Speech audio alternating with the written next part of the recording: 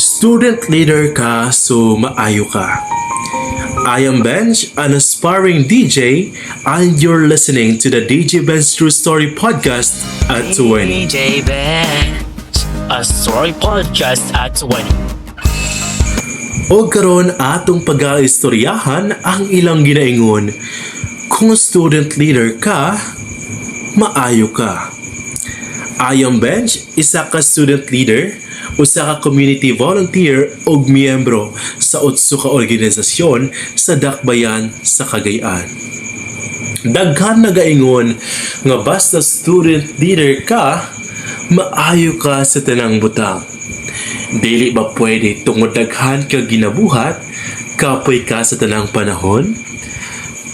And proud kay ko maingon nga bisan walay tulog and walay bayad sa among mga kahago, apan dunay mata sa taas nga nagalantaw ug siya na ang magabalos sa tanan.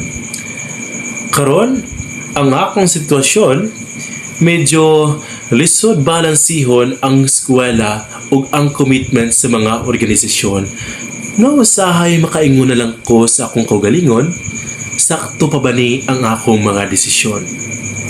Pero biskan lisod, basta malipayon ko sa akong mga ginabuhat, padayon ko nga anda makatuon ug anda bitbiton ang responsibilidad nga akong gisudlan alang sa kasayuran sa tanan.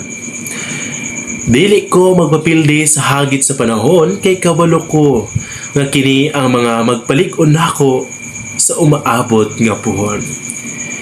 And bisan daghan libak ug wala nay mupakpak, andam gihapon ko mo step up kay wala sila'y mabuhat kung mupadayon ko.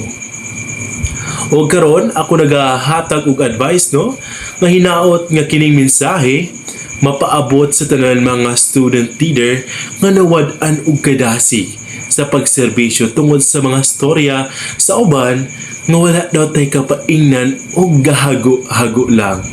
Apan karon ako nagahatag og kasayuran nga kaning tanan nga atong naagian na pud sa uban. O kini atong storya unta atong mapaabot sa uban kay kita ang bida sa atong storya. O ikaw mahimong guide sa uban kabatan-unan nga maingon laban lang kay naay padulngan ang tanan. I am Benj, an aspiring DJ, and you're listening to the DJ Benj True Story Podcast at 20. Podcast at 20.